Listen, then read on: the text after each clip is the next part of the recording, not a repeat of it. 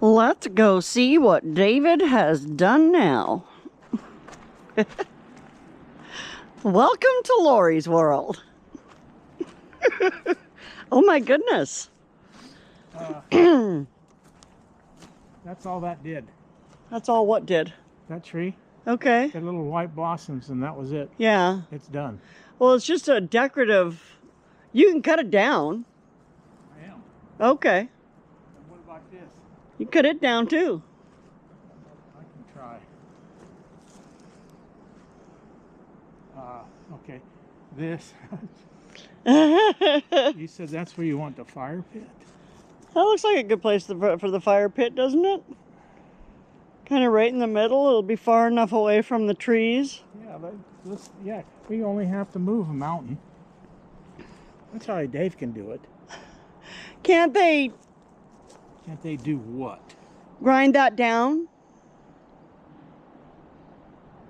With what am I going to grind it down with? Them, when they come and they're grinding out the other stumps and... They're just going to probably cut that out. Okay, well, there's others that they're going to grind down. I didn't hear him say that. Yeah, I did. I talked to him about it. Okay, that's got to be...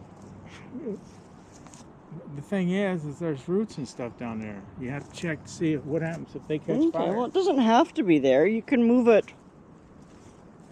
No, I enjoy, moving mountains. That's what my job's for. I get to move that one over there too. With all the dead bodies. Mountain with the dead bodies in it. Yeah. That's gonna be a fun one to move, isn't it? Why are you running away from me? Oh, so here's something that we found out. We had the surveyor here. And all those trees that we want to remove, all those dead trees on the other side there, they're on somebody else's property. The fence line is where our property ends. So, yeah, we got the tree guy coming out again today to give us another estimate, because we still want to remove all the trees on the west side because they're like dead and dying and falling down. And there's a couple over there that need to be removed. Probably take out those 3 in the corner there.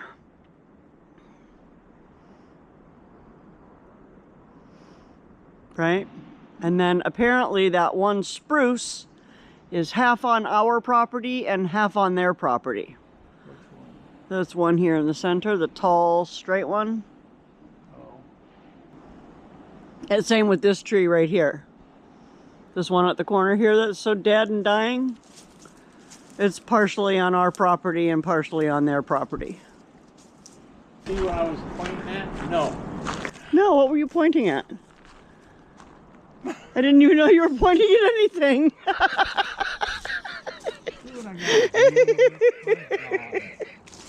I walked 10 feet up, the subject changed. Well, I didn't know you wanted my attention anymore. What were you pointing at, my love? What were you pointing at? Were you pointing at that? Or this? That. Okay, what about it? I just found that. Oh.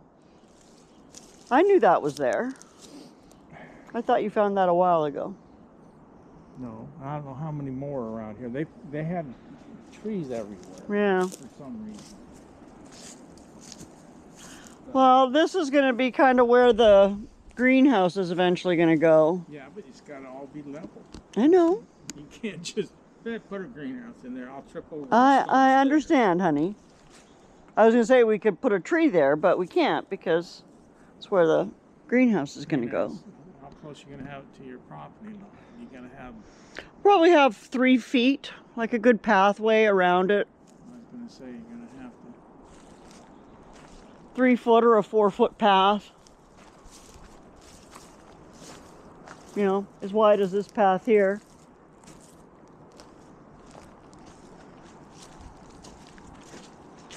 Yeah. Get all that done and everything we'll have to sell because we'll be broke. We're dead.